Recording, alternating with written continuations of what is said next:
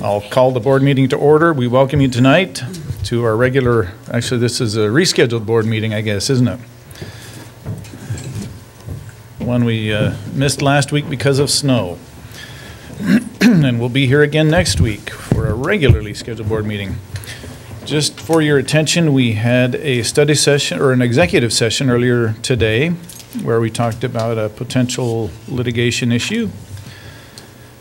And we will start this evening's meeting with our flag salute. And we have Mr. Johnson from Delta High School.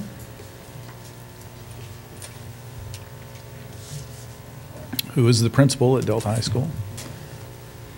Good evening. Thank you for having us here tonight. Mike Johnson, the new principal at Delta High School this year. We have a couple of our students here. Delta, as you know, is a STEM-based school. And one of the things that we do at Delta is we have a project. We're a project-based learning school where every class, every trimester, we have at least one project. And that's in all subjects. So recently we had about 125 of our 9th, 10th, and a few 11th graders go compete at the National History Day regional competition. And we have 28 students and 18 projects moving on to the state level in May. These are two of our winners here. We have Nichelle Lynn. She and her partner Kira Baum finished first in group documentary. And Kelvin Avitia and his partner Taylor Newton finished second in the group website. Yep. So we're excited to have them here tonight to lead us in the pledge. You guys want to come over? Yep. You can start. I pledge allegiance to the flag of the United States of America and to the republic for which it stands, one nation, under God, indivisible, with liberty and justice for all. I just wanted to bring to the board's attention that with Mr. Johnson's new leadership, we've also started a new tradition where Delta High School students are at the board meeting. I can't recall a time when Delta High School students came to do a flag salute. So under Mr. Johnson, this is new leadership for him. And then I also wanted to recognize Kelvin as part of our Superintendent Student Advisory Council. And Michelle had made the comment that she'd been trying to get on for a couple years, so we're going to make that happen for her next year. So.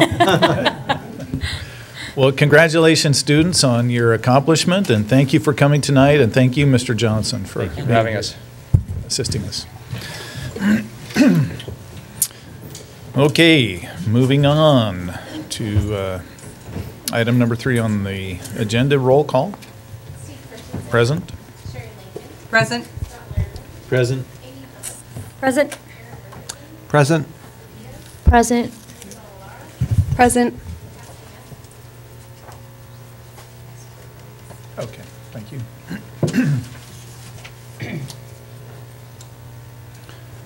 Okay, thank you. So, item number 4, agenda review. So there are no noted additions or changes. However, I did want to bring to your attention, it's a little bit the Michelle Whitney show tonight, and I apologize in advance for that. Dr. Susana Reyes is actually out of town this week at a professional development, so rescheduling the board meeting had a conflict for her, so I'll be delivering 2 of those reports on her behalf, and then I have one of my own to deliver. So just by way of efficiency, we're going to ask Sarah Thornton to do her report first, and then I will do the following 2 reports in an extended study just for efficiency. And then we are not requesting an executive session tonight. Okay, thank you. So next up, we have special recognition. We have 2 parts tonight. So Mr. Shane Ettinger, school counselors, and then Classified Appreciation Week. That is right. Good evening, Board President Christensen, Superintendent Whitney, and members of the board. We'd like to begin tonight with a recognition that was supposed to happen last month, but Mother Nature did not cooperate. February 4th through the 8th was designated as National School Counseling Week, and we are pleased tonight to recognize our talented and dedicated Pasco counselors.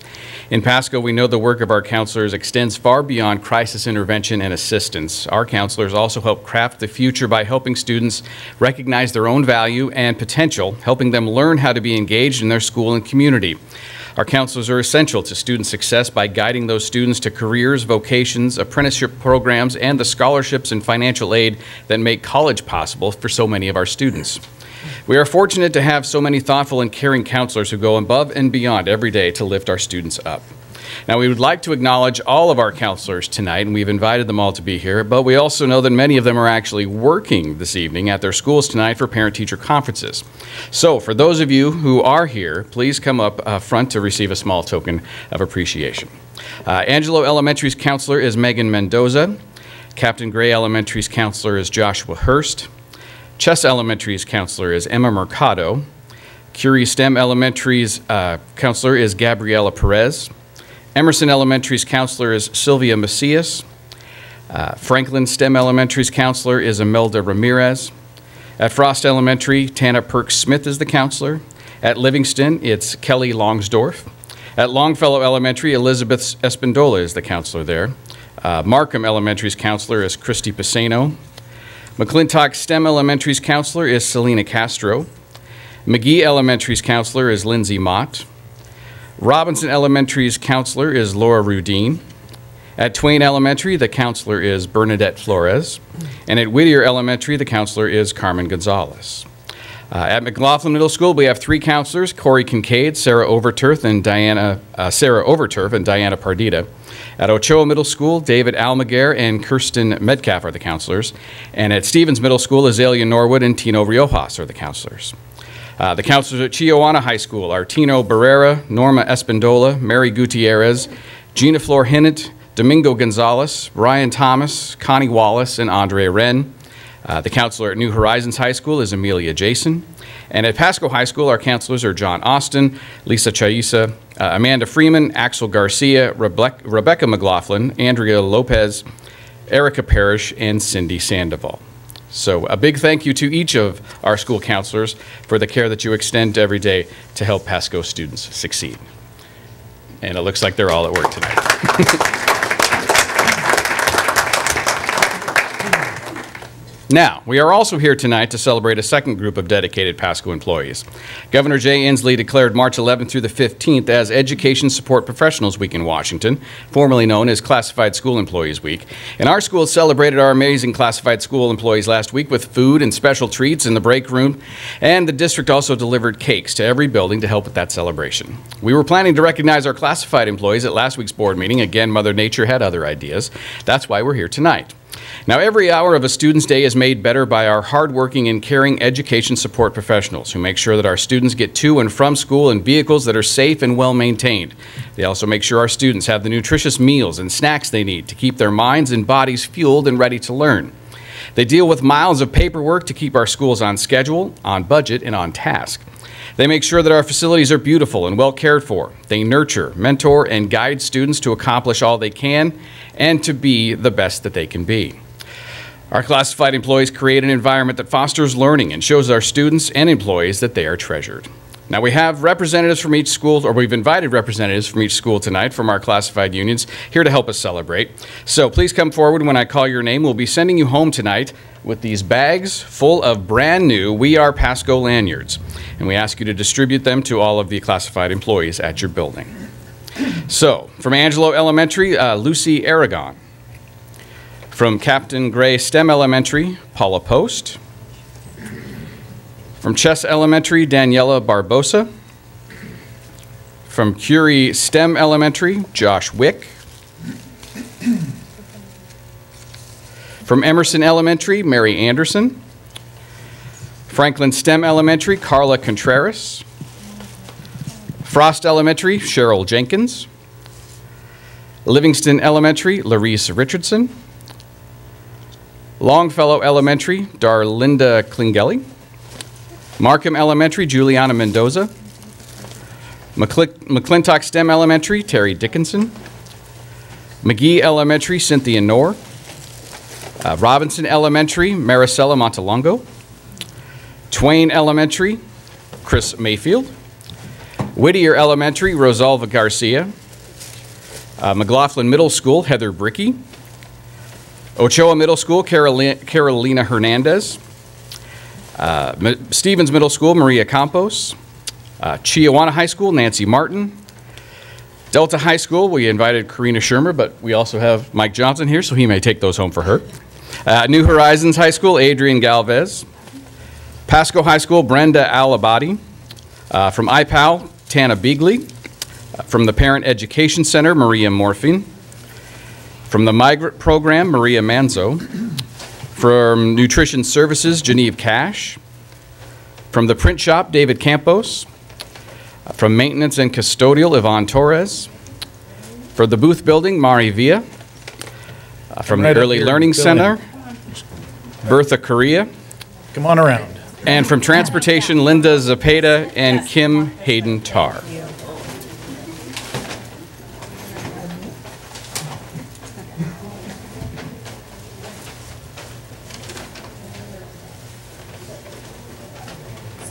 No. No, it's all good.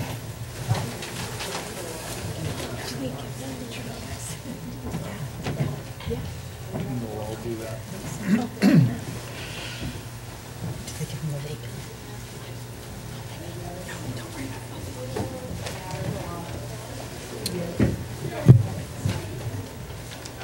So we've still got a couple more coming.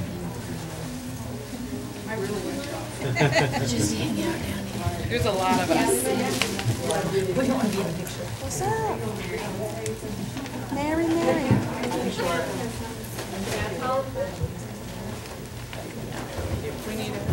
Oh, I should probably.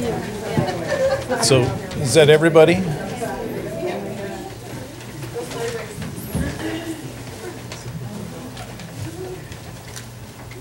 Well, we have one lady in the audience that I don't think wants to come up.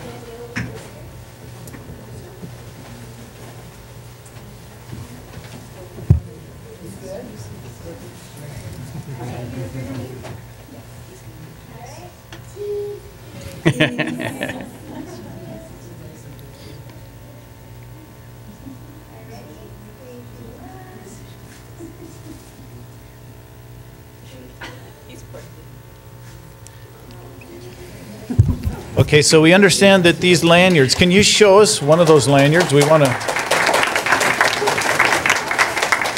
to see what the, So this design was picked out special this year, and the stitching is actually reflective, so it's a safety feature as well. nice. Oh, yeah. Yeah, the public affairs staff did their due diligence in picking the new design. So you can take your keys off. Thank you. Without taking your lanyard off. So thank you for coming and showing up tonight to represent your school and accept these gifts. We appreciate your service to our students. Keep up the good work. And you're welcome to, you don't have to stay for the rest of the board meeting if you don't feel so inclined. Oh, yeah. See you later. Oh, yeah. Thank you for coming. Okay, so this is the part of our agenda where we open it up for audience comments. We invite anybody who wants to speak to the board to come to the podium, tell us your name, affiliation with the district, and if anything you want to say is related to one of the agenda items further on, we will ask for additional comments at that point. So, anybody want to speak to the board? Second call. All right, seeing no takers, final call. We'll close this part of our meeting.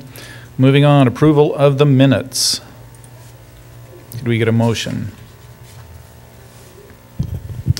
Mr. President, I move to approve the regular meeting minutes of February 19th, 2019. Get a second?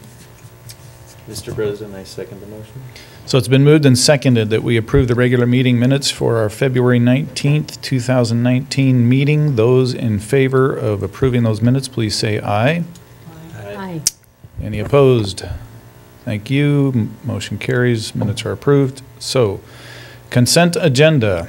We've got personnel, we've got warrants, we've got overnight student travel for Chiawana High School speech and debate team to attend the state speech tournament in Tacoma, Washington.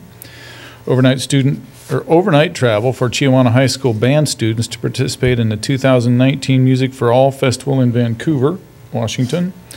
Overnight student travel for Pasco High School Key Club to participate in Pacific Northwest District Convention in Seattle, Washington. 2019 E-rate network infrastructure upgrade. Overnight student travel for Pasco High School speech and debate team to attend the state speech tournament in Tacoma, Washington. Out-of-state and overnight travel for Chiawana High School DECA students to attend the International Career Development Conference in Orlando, Florida. Overnight student travel for Delta High School speech and debate students to attend the state speech tournament in Tacoma, Washington. And finally, overnight travel for Chiawana High School deaf education students to attend a day at Junior Achievement World in Auburn, Washington. So that is the consent agenda. Could we get a motion? Mr. President, I will move to approve the consent agenda as presented. Could we get a second? Mr. President, I'll second the motion. It's been moved and seconded that we approve the consent agenda as presented. So could we get a roll call, please? Yes. Yes. Yes. Yes. Yes. Okay, so the consent agenda is approved. Moving on to agenda item number 9, action items. We have no action items tonight, so we will move on to reports. And per Superintendent Whitney's request, we will start with naming school procedure update by Ms. Sarah Thornton. So while Assistant Superintendent Thornton is getting herself situated for the report, I just wanted to provide a little bit of context for why Sarah is bringing this to you tonight. Robin Hay has been our principal on special assignment working on the pieces around opening on our new schools and was really gracious in taking on the naming for middle school 4. In advance of that naming, we wanted to bring to you some changes to the procedure. Robin has already had a public process where we got names from our community. She has interest in those that are wanting to serve on the committee. We're here tonight to inform you of the policy or the procedural changes. After that, Robin then will engage that community meeting or those community members around the naming process, but we wanted to make sure you're aware that we changed the procedure before we did that. And then Robin will be in front of the board this spring with a name for middle school 4. And good evening, Board President Christensen, Superintendent Whitney, and board members. What I wanted to bring to your attention this evening are changes that we have made to the procedure that attaches to board policy around naming of schools. After the naming process for Three Rivers Elementary and Columbia River Elementary, we went back and looked at the existing procedures and with input from board officers made some changes to clarify different roles and responsibilities in the naming procedures. So what we have added or changed in this procedure is in red line format. And what you'll see is that we added clarification under item B that the committee shall vet each name that is provided to the board for suitability prior to that name being brought to the board. That is work the committees had already done, but it wasn't specifically called out in the procedure. And the purpose of that language is simply to give the board, give the committee its charge, and also to give the board the written assurance that that vetting has happened prior to that name coming to you.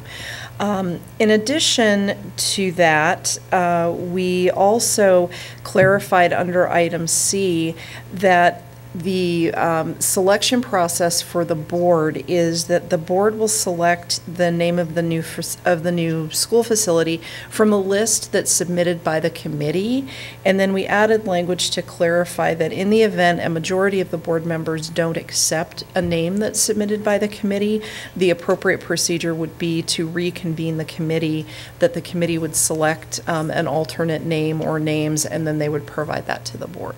So those are the most substantive changes to the policy, or to the procedure rather. While we were at it, we took the language that you see crossed out here and moved it out of this procedure into procedure 9230, where we thought it fit better since it was not in any way related to naming of schools. So are you going to bring that one to us eventually, that procedure? 9230, we don't typically bring procedures to the board. Okay. And we're not making a change to that policy, but we did want to bring this one to your attention since this is a process we're going to be asking you to go through again. Perfect, thank you. All right, board members, any questions on this procedure change? All right. Thank you. Ms. Thornton, thank you. So is there anybody in the audience who wants to comment on our naming procedure? Seeing no takers. Mrs. Whitney.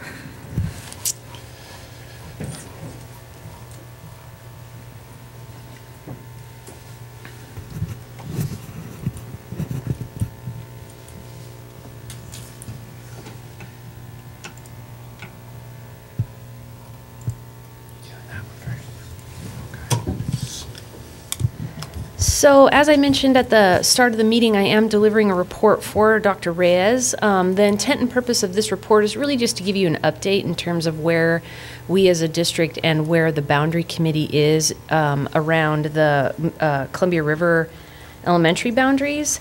So just by way of background, we're scheduled to open some new schools.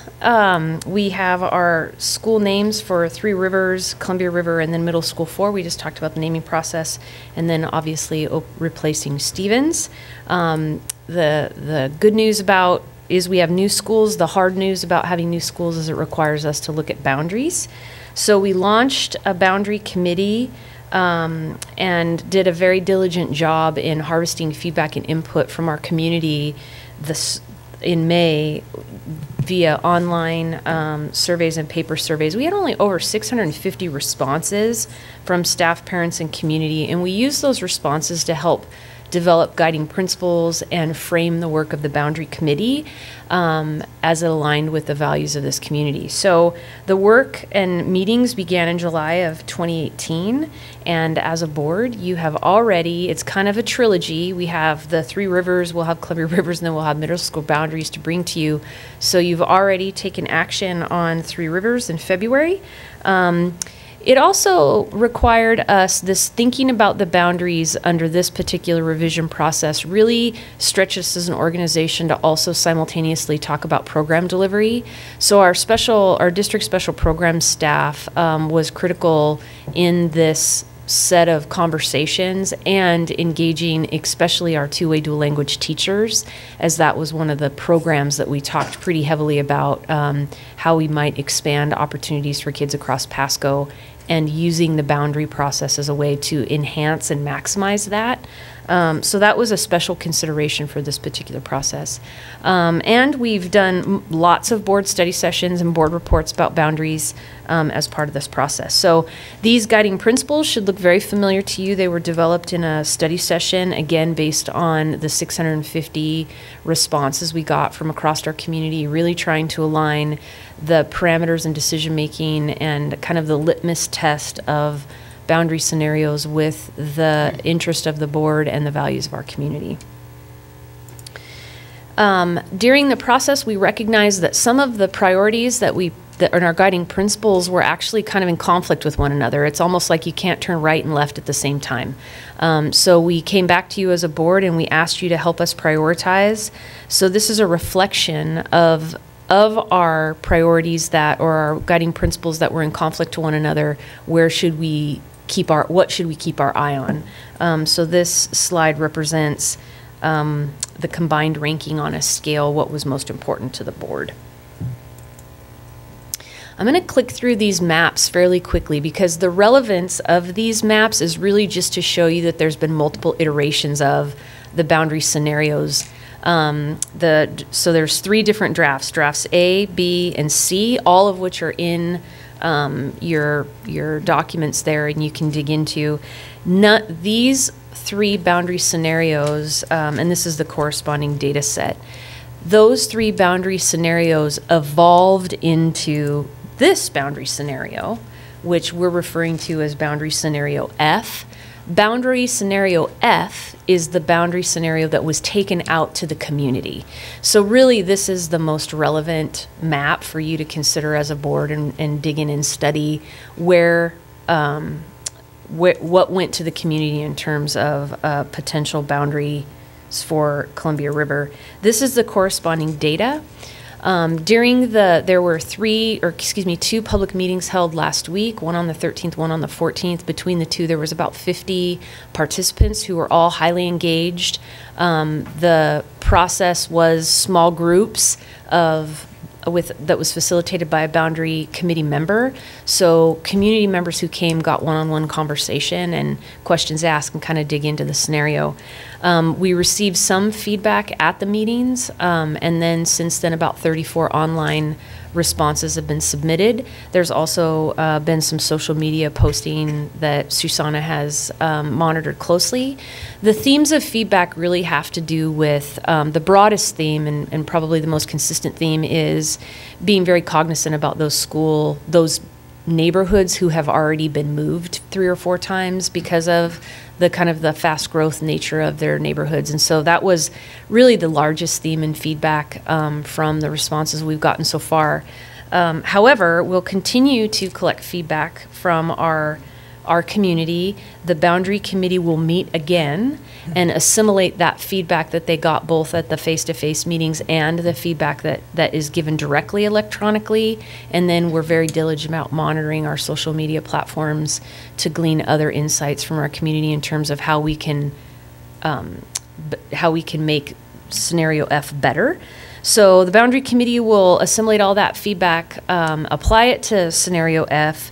There may be a need for additional input opportunities. Those input opportunities could look like more face-to-face meetings, or they could look like posting additional scenarios electronically and harvesting feedback for our community in that way.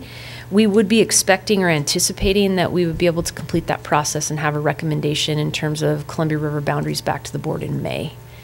So this is an informational. We're not asking for any action or any consideration tonight. It just really is to keep you in the loop and where we are in our process.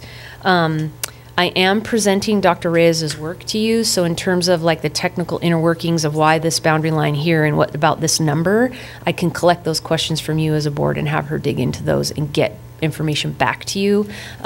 Too detailed of a question I'm not going to be able to answer for you.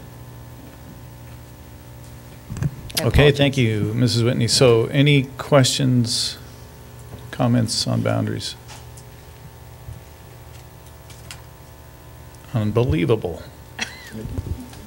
I'll just say I'm going to sound like a broken record from the last conversation we had. I guess I don't have all the information that led to so far this recommendation. That I haven't been to all the discussions with the public, but it really seems, again, like we said last time, or some of us said last time, like it's not balanced well. And again, I know there's more information here, but to have McClintock and McGee at 206 students over brick and mortar and McGee 150 students over, and to open a new school at 330 students under its brick and mortar capacity, or half of its brick and mortar capacity, I don't understand it without the additional information again.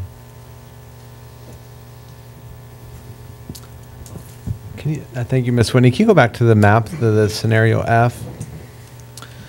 So far, as you mentioned, our guiding principles, the top priority for the board and the community has been neighborhood schools. And so a lot of the concerns I've heard so far about the scenario is around that area that's currently in McClintock and Franklin that would be going to McGee, where there's a diagonal that splits a neighborhood, and then that other one also splits a neighborhood. And so that's the biggest concern I've heard so far. And so that would be my main concern that I'd have a question about, if there's another way we can work that without dividing up those two neighborhoods. So that would be one. And then my second comment or question would be, as we go forward, before we make a decision, I don't think I'd be comfortable making a decision until we have an update on the two-way dual language, like you mentioned, that needs to be a part of the discussion and decision making, so that everyone, the board and the community, everyone's aware of kind of how that's playing into these decisions. So I would request that too, that we have all of that information out up front before we make a final decision on these boundaries as to what's going to happen with what our plans are for expansion of the two-way dual language. It's fair. Yeah, my comment, if you can go back Actually, I think it's forward one slide, just looking at the numbers right there, yes. So I mean, Columbia River, our new elementary school opening at half of its capacity, to me, that's just not very, very wise use of these resources. So, I mean, there's some things that we could do to adjust that, I'm sure, but I'm sure there was some other feedback. I don't know what that was, but that number concerns me. And I know we've heard from our schools that we don't want, don't take anybody out of our school. We like our school. We don't want to lose anybody. But when I see McClintock at 783 students, or as Mr. Nerman said, over 200 students over its brick and mortar capacity, and McGee that high, that makes me a little nervous as well. I think there's some things we can do to refine that. So if you can take that back to Dr. Reyes too, that'd be great. Absolutely. And one thing that I learned through this whole process is there's a lot of reasoning behind the whys. And as a board, we don't have that yet. And so until we have that, then it'll be more difficult to make a decision. But the committee does. They've made these decisions based on all of these whys. So, yeah, I mean, I would love to know why. I'm guessing Columbia River has a huge growth predicted in the next 2 to 3 years. And so if that's the case, then yeah, and perhaps like Dr. Richardson said, something with because we're going to have dual language in more schools now, and that might change, and so they're not so concerned. But we need to know all of those whys before we can make a decision. Sure. And again, just the intention of this was just to provide you an update where we are in the process. F is not the scenario that you'll get because we collected public input of which we have an obligation to react to. I appreciate the comments so that we can frame future reports to meet the board's needs. The one piece I would ask the board's consideration, and it doesn't necessarily have to be a discussion and or a decision tonight, the comment that Mr. Lehrman brings up is not explicitly called out in the guiding principles.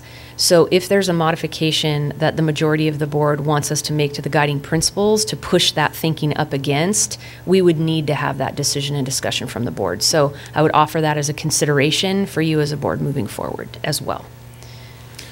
Two more questions, and I forgot the first one already. So the second one is, so I think we talked before, and this is so when we make these changes, and I think Dr. Richardson, you may have suggested this, or is that those who are in these schools already, is there some consideration for allowing them to stay in those schools versus being moved? We typically have a process for grandfathering students in. Eric Bowles has taken the leadership of that, and he can talk at great detail about how that's been working. But we have typically offered opportunities for, and it kind of depends on the details of the scenario, for people to stay. Okay. And the other one is, when is the boundary committee meeting again? I do not have that. Okay. I don't know that, but I know that they will be meeting. I know Dr. Reyes is out the entire rest of this week, so it wouldn't, at the earliest, it would be next week. So will we get another report maybe in April? Yes. And then expect action in May? Yeah, Okay. yeah. You will not get an update next Tuesday. Right. And then the very first board meeting of the April is just a retreat. There is no regular business meeting. So the earliest we could get back in front of you with an update to this would be the end of April, on that April 23rd meeting.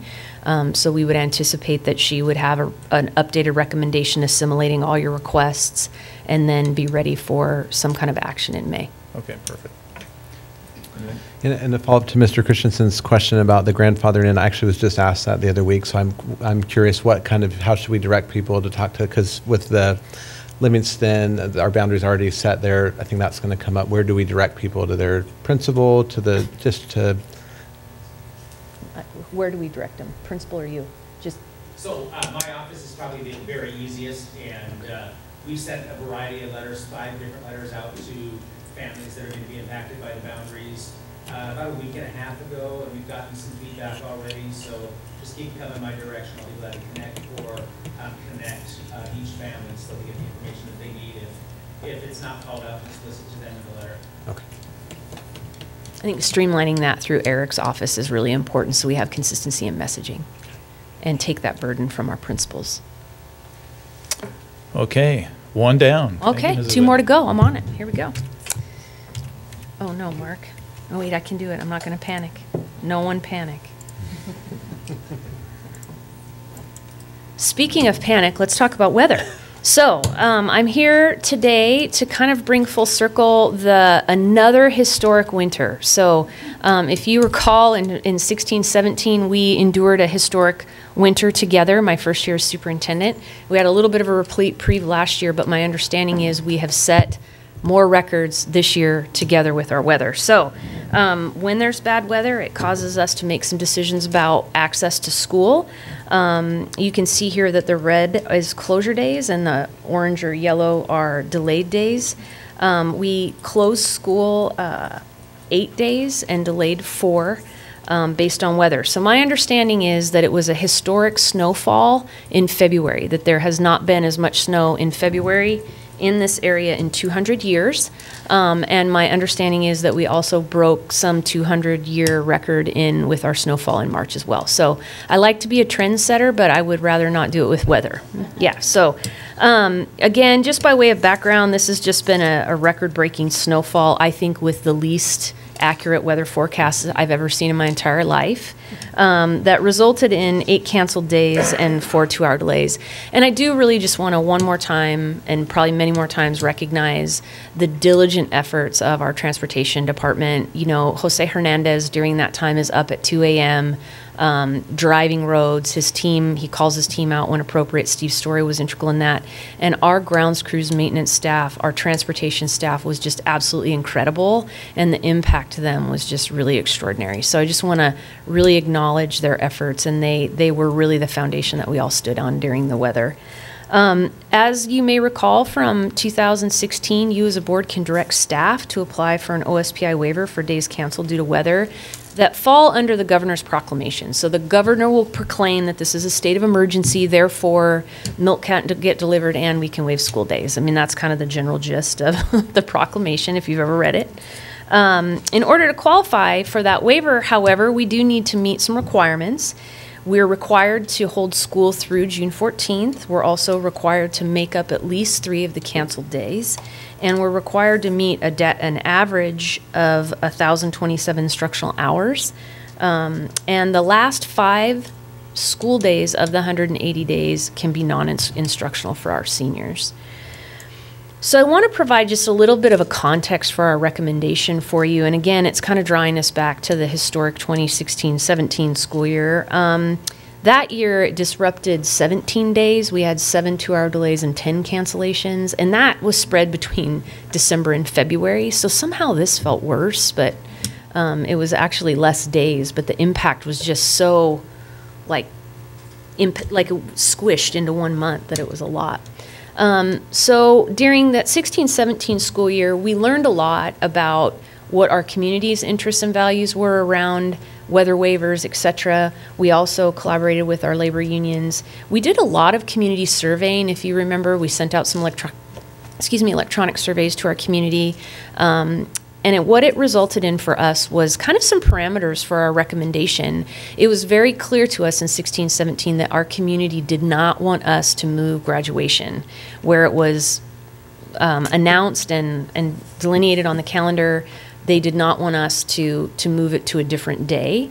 And we also, during the 16-17 school year, used a kind of a combination method of both making up some school days and waiving some school days. So given kind of what we learned in 16-17, we applied that to the recommendation that I'm providing for you here. We are recommending making up 4 of the snow days. I want to call your attention to March 15th. March 15th was last Friday. It was actually a trimester day, which is a day that there are no kids in school. Teachers work to prepare for the next trimester. They do reporting, like this week is parent-teacher conferences. Typically, they would have spent that Friday preparing for that. So instead, we utilize that as a makeup day. So we repurposed that day. May 24th and June 13th were already designated in our school calendar as snow makeup days. And then June 14th is the Friday of that last week of school. So those 4 days, making them up, that meets the requirements of making up at least 3 days. We make up 1 more, and it meets the requirements of us going to school through June 14th. This approach would then require that we applied for 4 days under the weather waiver to waive, and it would allow us to maintain the graduation on June 6th, 7th, and 8th. And it would allow us to do that in a way where we would not have to have our students, our seniors come on Saturdays. You may have remembered in 16, 17, they had more instructional days at the end of the school year than the 5, and so they had to come to school on Saturday for 3 Saturdays. So this approach would allow us to meet the requirements of the waiver. It meets the average requirements well above the 1027, and it allows us to maintain graduation and not bring our seniors in on Saturdays. So I'm happy to answer any questions. Should the board, depending on the will of the board, we would be bringing this back on the consent agenda at our next meeting. Thank you, Mrs. Whitney. Any questions from the board? Questions, comments? I have a comment. I just want you to know I had quite the fight with my children on the evening of the 14th and the morning of the 15th, finally promising them that if the school bus did not show up, I would give them $5 each so that they would go out and wait for the school bus, because they were insistent that the calendar said there was no school, so they didn't have to go. So it was quite interesting. I'm like, I'm on the school board. I know what's going on. Anyway, I was right. I didn't lose $5, but I thought it was funny. So anyway. I don't have a, thanks for the update. I don't have a question on the waiver or what the recommendation is, but I guess I have a question going forward, looking towards next year, since we've had 2 out of 3 years where we've missed more than the allotted 3 or 4 scheduled in makeup days. Are we looking into allotting more makeup days? Yes, in the we're next looking school at calendar? And thank you for bringing that up. I think when we had the winter of 16, we all thought it was an anomaly. But then when it happens twice, you're like, okay, I think we're going to have to think about our life differently moving forward. So we're already talking about lots of different flexibilities that we'd like to build in. For example, more PAE President Scott Wilson and I have already had the conversation about what does that mean for our calendar moving forward. I think the other thing we would really like to look at is, potentially, do we need more options on a continuum other than 2 hour, 3 hours, and cancel? We serve a population where we have lots of kids who are out in the county. Those county roads get really, really difficult. And there was even one day where it was great for us to go to school, but it was very difficult for Markham. So do we need to be looking at our community more flexibly? And so we'll have matter of fact, Susan is working on scheduling kind of a weather debrief where we're going to list everything on the board that went well, and then what would we like to build in terms of flexibility. I think we just need to prepare for a new normal and not think that, oh, well, this was another anomaly.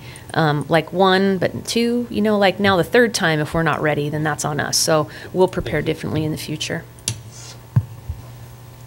Yeah, thank you. I like the approach, and I think what you were saying is something that I've heard that other districts, not locally, but have done. But when there's that, we would, for example, just cancel Markham that day, and hold school at the rest of the schools, and then we would only have to make up or fix, just for a very small number of. Is that what you're looking at?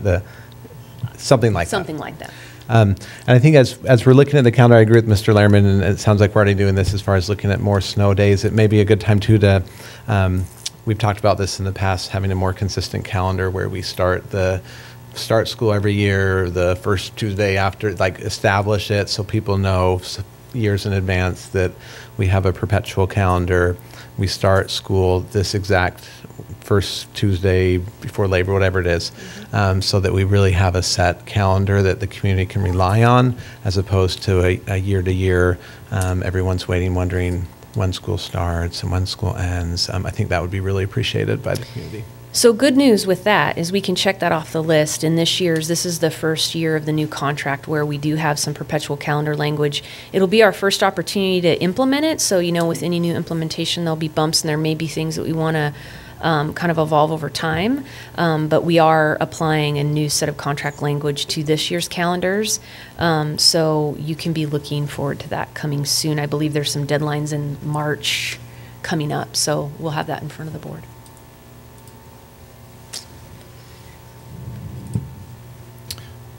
Okay, any other questions, comments from Mrs. Whitney? So we've had 2 reports from Mrs. Whitney under our reports section. Is there anybody in the audience who wants to comment on either the boundary update or the weather? All right. Moving on to agenda item 11, extended study discussion. So we have a long-term facilities plan update, and we'll discuss that then. Mrs. Whitney. So, good evening again. It's my pleasure to be in front of you to present an update or an extended study opportunity around the long-term facilities plan. I do have a couple people that are going to help me. Kevin Hebden, our fiscal services leadership, will help with part of it. And also, I just wanted to acknowledge Scott Bowder in the audience will help us with some of the fiscal pieces around our bond planning. So I have help this evening. So really the purpose of tonight's report is to describe the process that we've used up to this point around developing the long-term facilities management plan and to seek some feedback from you as a board to finalize our recommendation. So our goal would be really kind of based on what happens during your discussion. So if there's really no substantive feedback from the board, if you're pretty comfortable with where we're at, you feel like we're on the right track, we could conceivably bring this back to you on Tuesday of next week for action. If you have substantive feedback that you need us to dig into, the likelihood of us really assimilating that into a new recommendation by Tuesday is very low. So we would be pushing then any tentative action back to April 23rd, again, because we have just the retreat at the first meeting in April.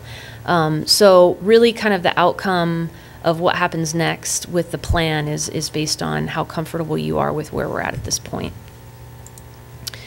So you have seen these operational expectations as part of the presentations that Susanna has gave over time. These operational expectations were developed and designed as part of our board governance process that we started in 16-17 together. We use the operational expectations as defined to drive the decision-making of district office staff. So where you have defined those, we make sure that we attend to those and align our work in accordance to them.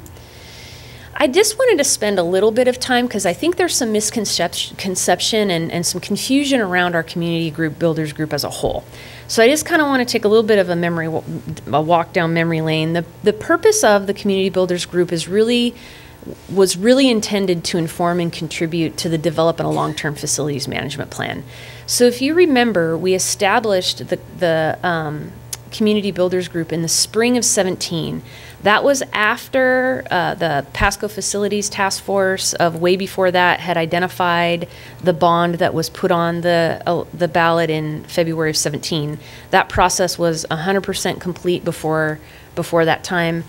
So we had that bond that was determined under the Pasco Facilities Task Force process.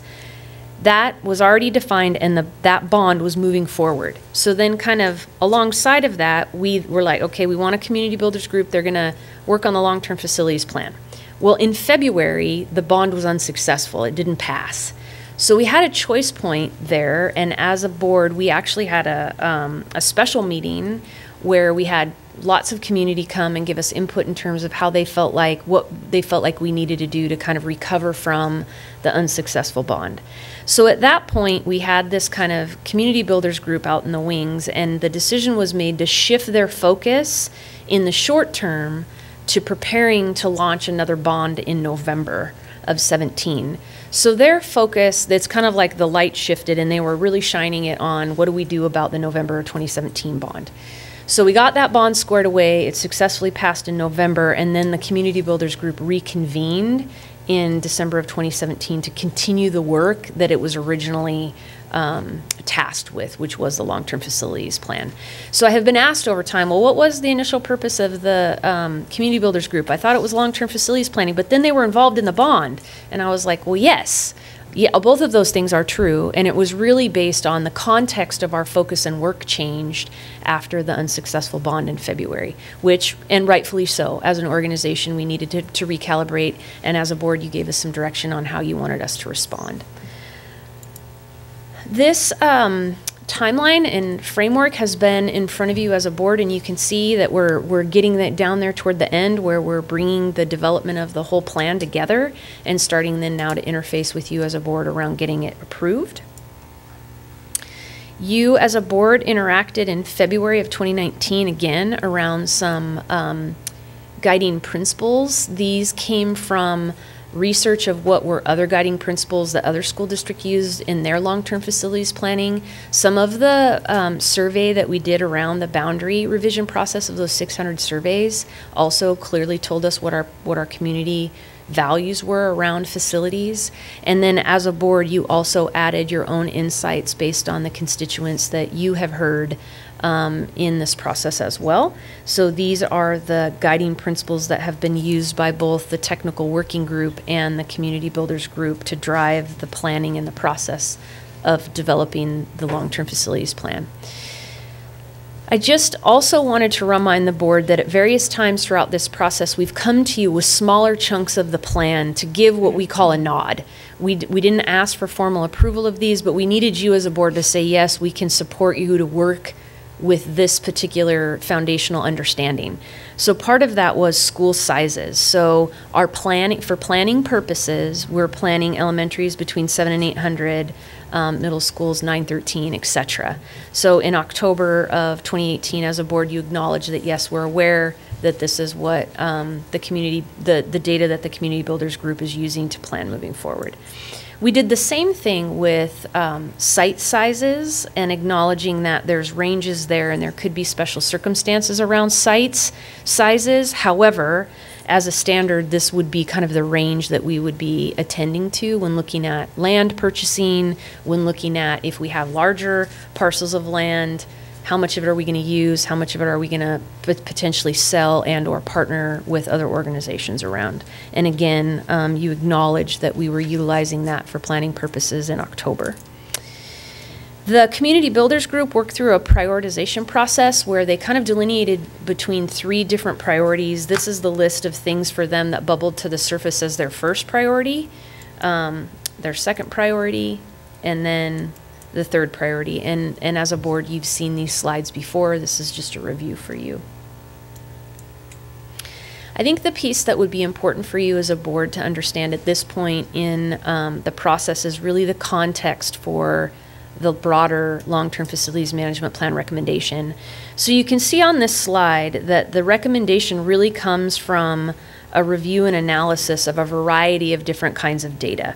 So our schools capacities that you as a board helped us define how we would forever talk about those in a consistent way, enrollment projections, financial analysis done by Northwest Municipal Advisors, construction costs, costs of projects, the school construction assistant program eligibility, site size, school size. The piece that I think I would really like to draw your attention to is when we very first started this work together, MGT of America did a comprehensive analysis of our school build and under the term school building assessments.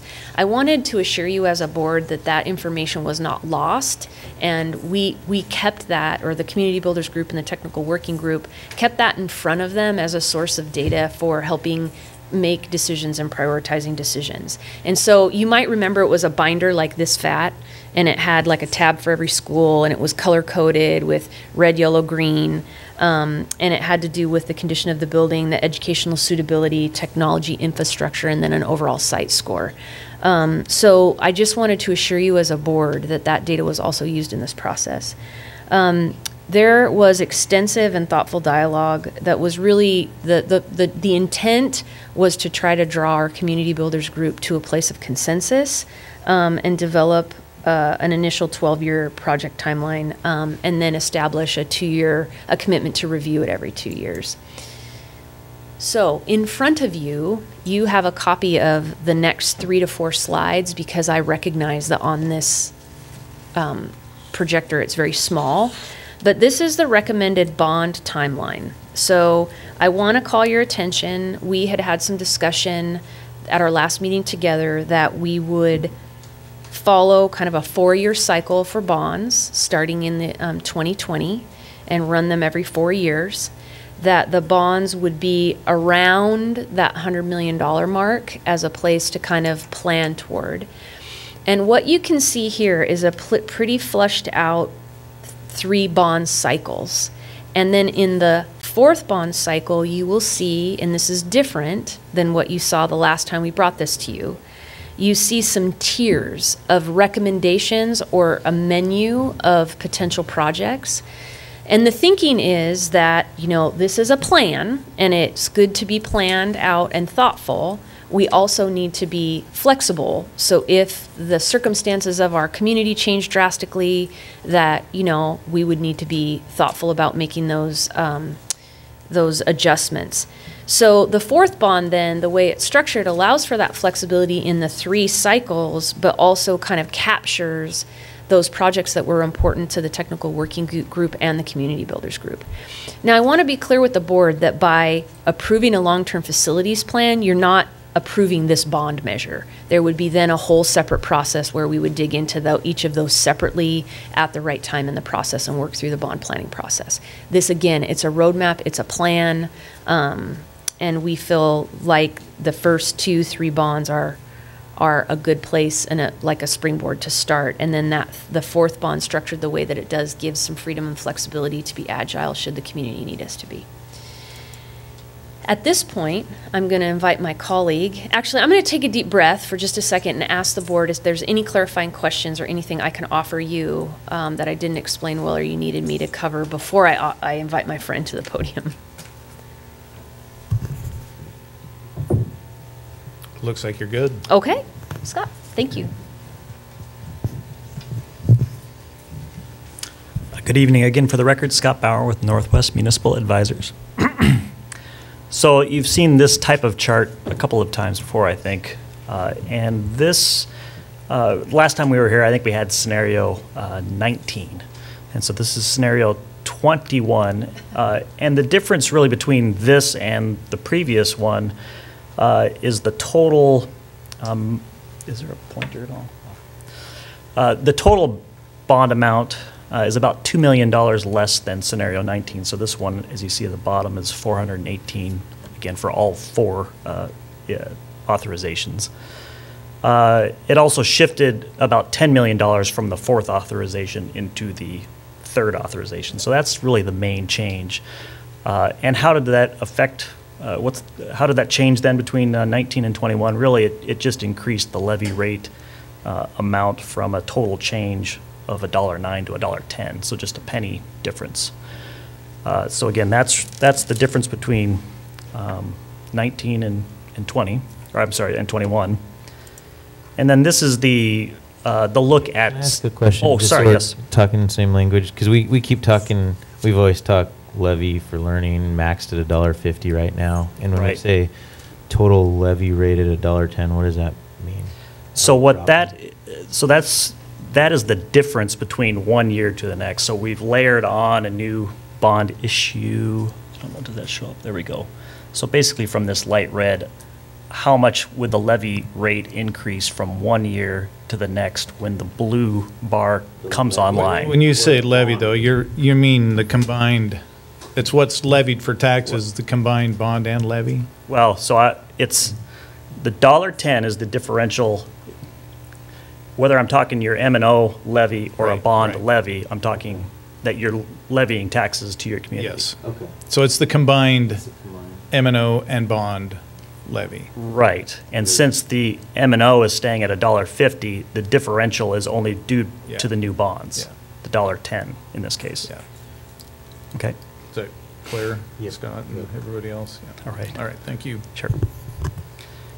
And this, again, just to keep a focus on statutory debt capacity, you know, we produce this chart to see as we add on new debt or as debt is paid off, as the assessed value increases, where does that put you as far as your remaining debt capacity? And the low point occurs, you know, very early on in the process when the first issuance occurs in 2021. So again, we hit a low point based on all these assumptions of about 29%. And then, again, we never hit that low point again. And just for comparison, I think we may have brought this up before, but the district's low point percent-wise was after your 2007 bond issue, when you had a remaining capacity of 6%.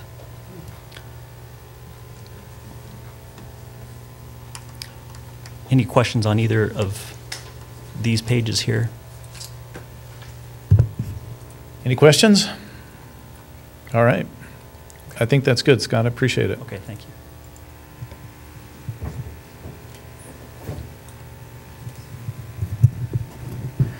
So, under the direction of President Christensen to try and show how all those bonding scenarios come together and what does that look like, where do we meet our building capacity and our enrollment or projected enrollments, this chart was developed to give a visual understanding of how that looks. So the red is our elementary schools, the blue is our middle school, and yellow is our high schools. Hashed marks are the building capacities, and then the solid is the projected enrollment. I would point out up in the upper left-hand corner it says draft. We're still working through solidifying our enrollment projections, and but I think this chart does a good job of showing our current gaps between our enrollment, our projected enrollment, and then our building capacity. And then as we work through the recommendations of the Community Builders Group on that 4-year cycle, about $100 million bond every 4 years, and those projects, you can see those jumps in the jagged lines or the dashed lines that shows that we're increasing the capacity, and then the projection continues to grow for enrollment. So just a visual aid, I guess, to help show where we would be when we, if we were to follow that scenario. And again, in draft form for the enrollment projections.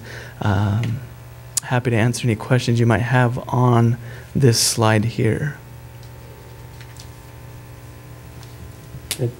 Not a question, but maybe a recommendation if we're going to use this as a tool.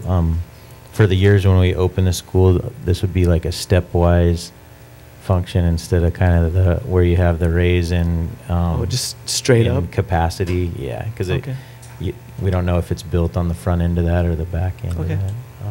Noted. And then just another interesting point is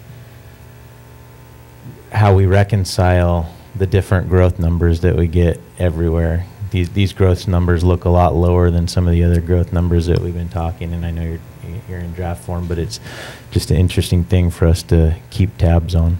Yes, and we've had discussions about enrollment because you use it in many different ways. You know, working with Randy on our building capacity, that's head count, versus, you know, FTE enrollment for our apportionment. And so we use a lot of different enrollment projections, and we've had a couple of meetings to discuss, you know, what is our methodology, what do we use this for, and so that we are consistent in those numbers. So appreciate that comment. I love this graph. It is very simple for me to understand, so I appreciate, you know, you helping me out with that. But and I love how it displays so clearly where our deficits are and when those deficits are going to be fixed. And I love seeing that red line almost married with the red line for the enrollment and the capacity. And I've noticed it looks like it's going to be almost next to impossible to do that with the red and the blue, because the enrollment of a middle school is such a big step or a small step, because probably it only includes 2 grades. So, and the high school only 4. So the middle school obviously has a harder time marrying to that, but we still are going to get up there close to it for quite some years, and that's positive too. So I just love this graph. I think this is something the community could get their heads wrapped around too. You reminded me that at the bottom there, just to talk about the assumptions that are built into this, is this assumes that we are using brick and mortar capacity, not portable capacities at our buildings. Also assumes a K3 class size of, as you're familiar with that directive, and then it assumes a K5, 6-8, 9-12 grade level structure. So just keep that in mind. Okay, so thank you, Mr. Hebden. Any questions for Mr. Hebden? Well, he's up there. Okay, so any comments on the overall plan?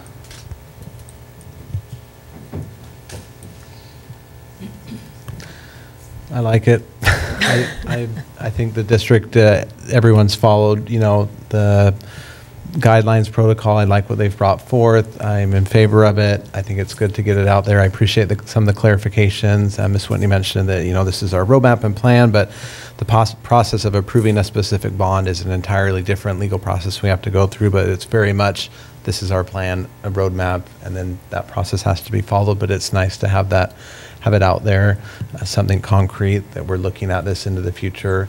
I like how it's aggressive. We've never been this aggressive as much as I can look back. And so I appreciate that as well, that we're actually trying to address the overcrowding very aggressively. So I've got a couple of questions on so it looks like the first bond recommendation is 2020. Correct. Is that correct? Is there a time frame in 2020? We have not defined that. We would work with the board to determine whether it's in November or February. Okay. Or, potentially the other option would be April. So we would be coming to the board if that's what we decide to do. That would be we need to get on that. Well, if it's February, that's less than a year away, and this is a big process and new plan.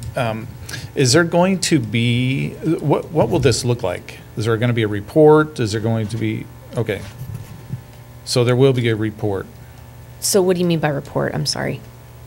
Like a written document? Document with graphs and... So, yes. So there'll be a couple of different things. One, there'll be a comprehensive foundational document that will be kind of meaty. It'll be multiple pages. It'll be well done and very graphically represented by our Public Affairs Department. But then also an executive summary that's a little more accessible for those that just want, give me the bullet points. I don't want to read the whole document. And then our goal would be to make a really robust kind of interface on our website where this was public and people could, maybe it was even interactive. And so this really will be a foundation for us to get really thoughtful about how we engage our community around this. But yes, at the minimum, this is a foundational piece to the kind of that broader innovation now around how do we communicate about all these things. But yes, there'll be a comprehensive document, a smaller executive summary, and then we'll work with a Public Affairs Department and district staff to figure out how we innovate around communication. Okay, good.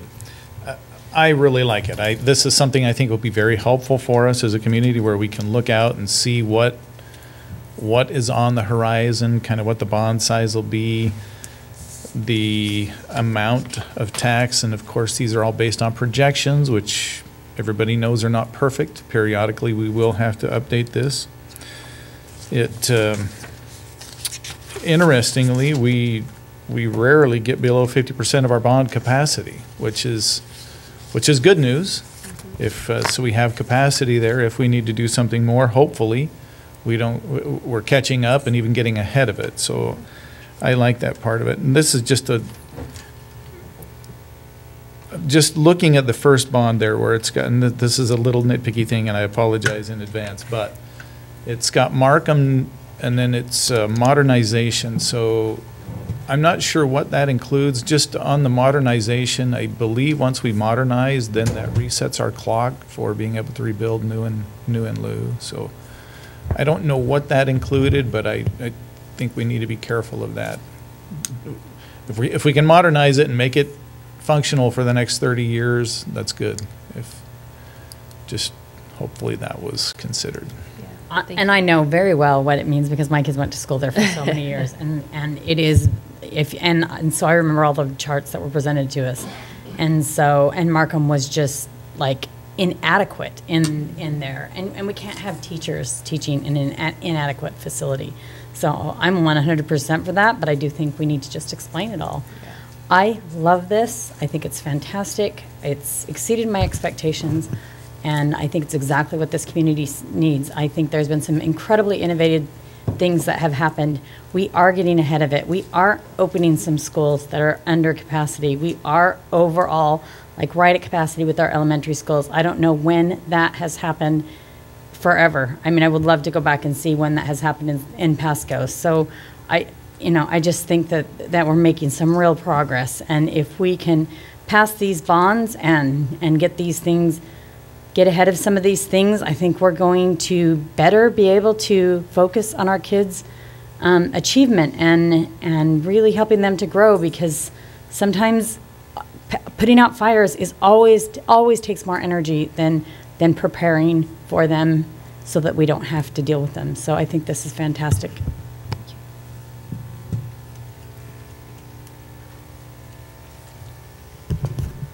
Any other comments? All right, thank you, Mrs. Whitney. Well, just real quick, just to finish up, so we would be recommending this as I presented it to you. We believe it considers the guiding principles, and it was prepared through really a thorough process with both the technical working group and the community builders. And I just wanted to call your attention to the amount of the meeting dates, both in terms of the amount of community commitment it took to see this process through and the heavy lifting of the district staff. Most of the people, if not all of the people who were doing this work, were also doing the boundary work. And so they had two very heavy lifts in one season. So I just want to acknowledge Dr. Reyes, Steve Story, and I'm going to forget people, I apologize. I know Kevin was there. I don't know all the community members that were there. We'll do a more comprehensive acknowledgement when Susanna is back, but it's absolutely been a heavy lift for the organization. We appreciate the board's innovation and leadership to stretch us to this point, and we always like that we get pushed to think outside of what we've done in the past. And again, I just wanted to acknowledge the impact on staff. This has been a tremendously heavy lift for them, and I'm proud of what they've delivered. So the next steps for us, again, if there's no substantive feedback, I think there's a few tweaks and changes we can make, but, and I'll touch base with Susanna to see if she feels like she can bring this back to you for action on the 26th. Should we need to do a little more tweaking, it would be then on April 23rd, but I'm hopeful that between one of those dates we'll have an approved long-term facilities plan. So thank you for the opportunity. All right, so we're past discussion, and thank you. Thank you. That's a wrap. All right, so this is your chance of you few diehards who are remaining. Anybody want to comment? Okay. Thank you. Oh, no. So moving on to agenda item number 12, future agenda items.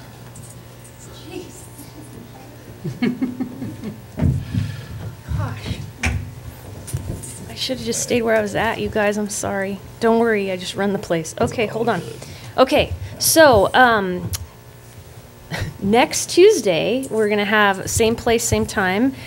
We have a board study session. I believe we're going to start a little earlier in the day. Jenny, did we identify? Oh, no, never mind. That's in April. We're not. 4:30, and it's a board retreat where we're going to focus on your board self-assessment and some board governance work.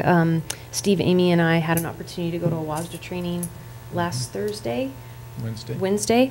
And so we'll be integrating some of that new learning into the retreat.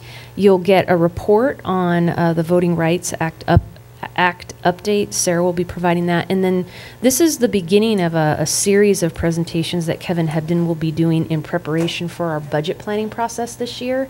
And he'll talk to you about our focus on GFOA, or the Governance Finance Officer Association, their best practices in school district budgeting. He'll provide an overview both in what that means for us as an organization, and then how he's going to apply what he learned from you as individual board members who have had one-on-ones with him, and then his leadership in our budgeting process moving forward. Okay, thank you. So, board members, anything that you've thought about that you would like to see on a future agenda? All right. Moving on to agenda item 13, communications. Mr. Lehrman, do you want to start? Before the board meeting this evening, I went to parent-teacher conferences for my children at McLaughlin Middle School and Ruth Livingston, and I just wanted to thank all the teachers across the district and the staff that make teacher conferences happen. I know it's probably I can only imagine it's probably more of a drag for teachers to hold conferences in the spring than in the fall. In the fall, everybody's all excited to go back to school, and you get the parents coming in, and everybody's excited. And then in the spring, you've had the kids for a while, you know the kids, and you don't get as good a participation from parents. But I really want to thank everyone that participates and does that, because I believe that just getting family members parents into the schools and talking to them is valuable for that relationship. It's valuable for the students' achievement. And even if you only really make one or two good contacts, I think that impact that you have with what that parent's going to learn from you and what they can teach your students after school is really valuable. So thank you to everybody for that. Went to Read Across America a week or 2 weeks ago maybe, over at Mark Twain, and had the opportunity to read in a third grade class and visit with Miss Pierce. So thank you for the staff for putting that on, and the opportunity to interact with those kids over at Mark Twain. Great classroom. Leprechaun Dash happened last weekend. It's put on by a local Tri-Cities running group, and I believe they count how many kids come from all the different schools that enroll, and the school that brings the most students gets some money for technology. So there was hundreds, maybe thousands of kids out there running a 1 mile, and it also gets them active. So I took my kids out there. Thank you for all the volunteers that help make those kind of community events happen as well. And then finally last Thursday, I was able to attend a reception, I guess, for community leaders, talking about the sister relationship that Pasco is working on with economic and social leaders from Colima, Mexico. And thank you to the opportunities that our community leaders, Hispanic, city leaders, are opening up and providing by looking into those relationships outside of our own direct community here. I just want to thank the maintenance departments and the transportation department for all that they did during the snow season.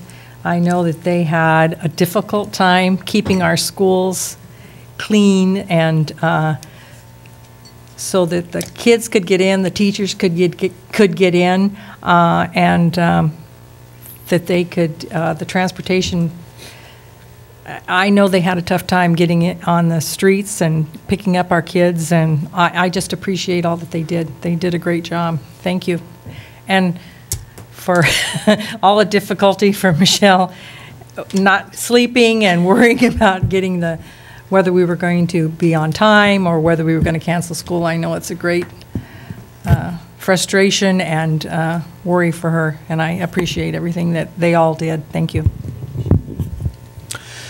Earlier, we recognized the school counselors and classified staff, and I just had a parent and a patient of mine recently that I had kind of referred to a school counselor that was having some struggles, and sometimes our school counselors do groups for different social skills and whatnot. And I really think that work is valuable. I'm grateful that we recognize that. Certainly our teachers are fantastic, and we all appreciate the work they do, but all the supportive staff really plays an integral part of the education and development of the students, the children in our community, and I really appreciate that and the great things happening in our schools. The snow is finally melting, thank God. And warm weather, I don't know, but like there's something about the warm weather. I feel like everything's just so much better when the sun's out. Also, spring sports has finally begun, and our soccer team beat Walla Walla 3-1, and also our boys baseball team won both of their games last Saturday. Well, I'll have to agree with Isabella on this. Something about having the sun out makes you feel so much better after having, all those snow days, and it's just been crazy. And it's been so nice outside that I've been wearing short sleeve shirts for like the past couple days, so it's great, Also, we started our new trimester today, and I'm really excited. Not only is it our last one, but I got new classes. I got material science, and written communications, and I'm super, super excited to see what those classes will bring to me. And Mr. Lerman reminded me of the student-led conference that I have this week, and I'm really, really excited. At the beginning of my high school career, I always had trouble with those student-led conferences, which is the student leads that conference, and it showed me that what I can improve in myself and what I can do better and what I did wrong in the past, and it doesn't only help me educationally, but for myself, so I can improve myself in the future. So I'm excited for so many things this time. Well, the WASDA training that we attended was fantastic. It talked a lot about the effect that a board has on students and their achievement. And sometimes we think, how in the world could we ever, as a board, have effect on these kids? But when a board works well together and provides leadership the way they should provide it, they're getting more and more evidence that it directly impacts our student achievement. So it was really a great training, and I just appreciated it. And I'm excited to implement some of the things that we learned for our board personally. I also was able to go to Team Pasco update. We do have a date on that. The open house for Team Pasco is May 29th, 2019. And the address, if any of you want, you might want to go back and look at this. It's because it's really close to our brand new elementary school. So right up there by Chihuahua High School, and it's 4118 Vermilion Lane. And that's where our house is. This year it's in a tract home kind of setting. We've really struggled to get lots for this house because lots have gone up so high that there's no profit margin on it. And these kids build these houses that generate scholarships for kids, not only in those programs, but in other programs in the school, other CTE programs. So if anybody finds any land or hears of any land, we would love to, to buy a lot. We're hoping somehow, the school has extra land with each of these schools it builds, but it can't be easily just transferred over to another department. So we're hoping somehow we can figure something out with some kind of partnership so that we can get some of those lots. Anyway, I was at conferences today too. Conferences are interesting. I appreciate the teachers and all that they do. Sometimes I love them and sometimes I don't. And it entirely depends on how my children are doing. But I do appreciate the work, and I always am grateful for them, always. Whether my children are doing great or whether they are struggling in this or that, because it helps them to do better. It helps me to be more aware of what's going on and helps them to be better. So they had a registration night. I have a child going into high school at Chihuahua, and they had a registration night, and it was done really well. Really enjoyed the evening. Child number 5 and Mr. Walwork told everybody in the audience, he had all the people who'd raised their hands that had kids out in the schools before, and then all the people who had brand new freshmen who'd never had a high schooler before. And then he told all the people that had raised their hands for a brand new freshman to go ask the people who had already had. And what's funny is I came that night with so many questions, and I'm like, are you kidding? This is my 5th child at Chihuahua High School, and I have so many questions. Every child has different needs. So I don't have as many answers as Mr. Walwork might have wanted. And I'm on the school board. I should know all these things, but every child is different, and it just goes to the complexity of this work because we have 18,000 children that are different, and we have to meet those needs. So I appreciate all that was done there and for that great night. So just want to remind board members, well, we do have a meeting next week, but our first meeting in April will be the retreat, where we want to take some time and talk about, set some board goals, and talk about the board self-assessment, which we're going to take between now and then. Next week, we will be talking about the the upcoming retreat. I think that's what our study session is about. And we'll talk about the Washington State School Board standards that WASD has developed that this self-assessment is based on. So you'll have a little better preparation for that in preparation for our upcoming retreat. So that's all I've got. Michelle, do you have anything? Okay. Okay. So very good. That concludes communications, and that takes us to agenda item number 14, which is adjourn. So thank you for coming, and we are adjourned. No executive session tonight.